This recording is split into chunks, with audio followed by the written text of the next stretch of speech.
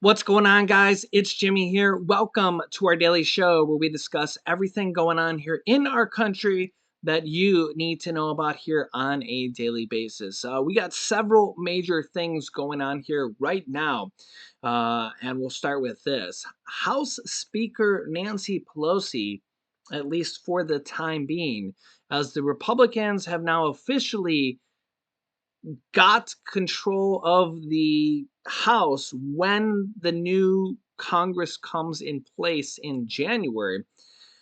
So the Republicans will be taking over control of the House. Nancy Pelosi has said that she will not seek reelection to leadership team for this upcoming Congress. Here's what she says. My friends, no matter what title you all, my colleagues, have bestowed upon me, Speaker, Leader, Whip, there is no greater official honor for me than to stand on this floor and to speak for the people of San Francisco.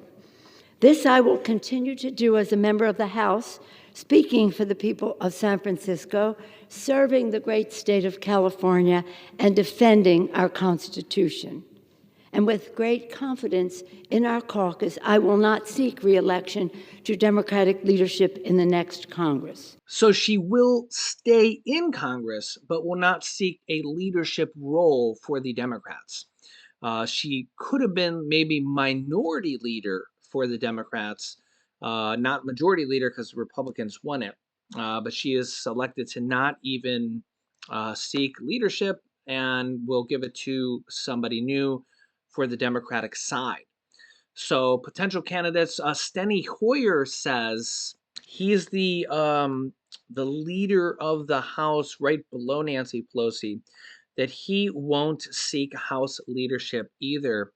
Clyburn could potentially, but I think that possibly the top two people in the House will be Hakeem Jeffries Hakeem Jeffries or Pramila Jayapal. Pramila Jayapal. So Hakeem Jeffries, poised to succeed Nancy Pelosi, would be the first Black leader in Congress, or Pramila Jayapal, who is the chairwoman of the House Progressive Caucus, which has over 100 members for the Democratic Progressive side here. Although I haven't seen anything that says that she wants to run for Speaker of the House, she would have a pretty good position to potentially run for that. Bernie Sanders to seek gavel of the Senate Health Committee. He is currently the Senate Budget Committee. Now to seek Senate Health Committee, pursuing the top spot on the Senate Health, Education, Labor, and Pensions Committee. His spokesman said on Thursday, now that the Democrats are poised to maintain control of the Senate. As leader of the committee with jurisdiction over the matter of health policy, Sanders will have a platform to champion his progressive caucuses, including Medicare for All proposal. Medicare for All would mean that potentially more people or people lower than the Medicare age right now would be able to join Medicare and pay for it if they wanted to.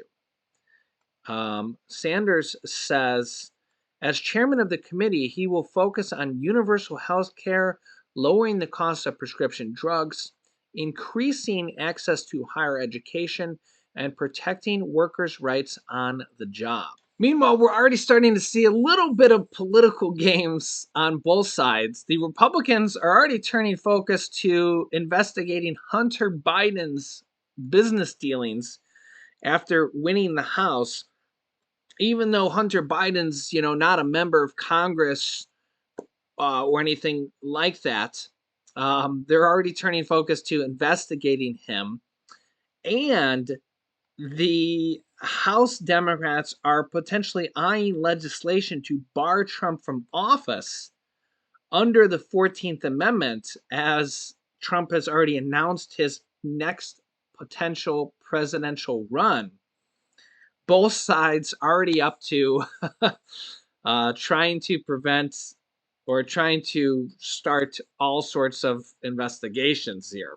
Yeah, House Republicans, fresh off securing the House majority, immediately turned their attention to probes into foreign business dealings of President Biden's son, Hunter Biden, and brother James Biden.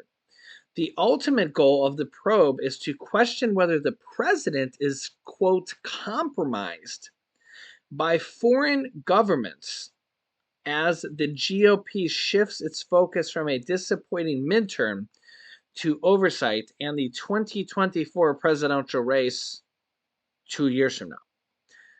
Quote, we will evaluate the status of Joe Biden's relationship with his family's foreign partners and whether he is a president who is compromised or swayed by foreign dollars and influence, said House Oversight Committee ranking member James Comer in a press conference Wednesday morning.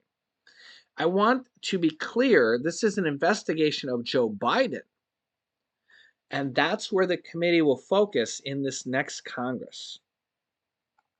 So, yeah, they're going to spend 2 years investigating Joe Biden. Yeah, House Oversight Committee Republicans also released a 32-page interim staff report on their Biden family investigation on Thursday. Staff has reviewed a copy of Hunter Biden's infamous laptop, but Republicans are conspicuously trying to stay away from its more salacious contents in their investigation. So they have reviewed a copy of the laptop. Also, Representative David Cicilline, Democrat from Rhode Island, is eyeing legislation that would bar former President Donald Trump from serving in office under the 14th Amendment for leading an insurrection against the United States. Quote, Cicilline, who served as an impeachment manager during Trump's first impeachment, sent a letter to his Democratic colleagues Tuesday night previewing a bill to prevent Trump from holding office and soliciting co-sponsors for the measure. It is unclear when Congress plans to introduce the bill. The deadline for lawmakers to co-sponsor the measure is Thursday at noon. Also, Texas Governor Greg Abbott has declared, quote, an invasion at the border and has moved to boost security, a top measure that Republicans in the House want to do here as well. Yeah, Texas Governor Greg Abbott has declared this week an invasion is happening on the southern border and moved to invoke invasion clauses of the U.S. and Texas constitutions to allow him to boost security at the border. Texas Governor Greg Abbott says here in a tweet directly from him, I invoke the invasion clauses of the U.S. and Texas constitutions to fully authorize Texas to take unprecedented measures to defend our state against an invasion. He says, I'm using that constitutional authority and other authorization and executive orders on the state level to keep our state and country safe, and to deploy the National Guard to safeguard our border and to repel and turn back immigrants trying to cross the border illegally, and to deploy the Texas Department of Public Safety, DPS, to arrest and return to the border immigrants who crossed illegally, deploy DPS to arrest illegal immigrants for criminal activity, build a border wall in multiple counties on the border, deploy gunboats to secure the border, designate Mexican drug cartels as foreign terrorist organizations, enter into a compact with other states to secure the border, enter into agreements with foreign powers to enhance border security, and provide resources for border counties to increase their efforts to respond to the border invasion. Yeah, so let me know your thoughts, because we know that the border has been absolutely a nightmare. Over 2 million illegal immigrants have come over the border here just in like over the past year or so. So I will keep you up to date here with everything going on here in our country on a daily basis. Also, we're giving away money here with our daily trivia questions. If you can guess the answer to this trivia question that I'm going to do right here and now, you could win money for me to pay for your Thanksgiving turkey.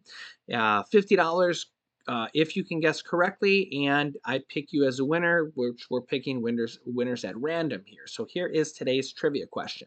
Where is the Pilgrim Monument located? Where is the Pilgrim Monument located? If you know the answer, leave a comment down below. And if you guess correctly, you'll be entered into the pool of people who have guessed correctly. And from there, we will have people picked at random, a few people for every trivia question. And I will contact you via the comment section. You'll know it's me because I will heart your comment and tell you you're a winner.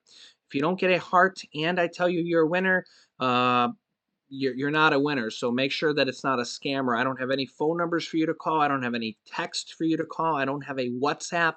So be aware there are scammers always trying to scam people in YouTube sections and stuff like that. So that's how you'll know you're a winner, because I will heart your comment and I will say you're a winner, and then I will tell you to contact me, and I'll get your PayPal or your Venmo information, and I will send you the money. Okay. Yeah, and we're doing this every day, so make sure you're subscribed to our YouTube channel. Click the subscribe button down below and then the bell icon so you get notifications from our YouTube channel. New videos come out here every day at 10 a.m., 3 p.m., and 8 p.m. Eastern Standard Time, and I will keep you up to date here with everything. You can click here to watch my newest video on $1,400 stimulus checks. Thanks for watching, guys, and I will see you in the next video.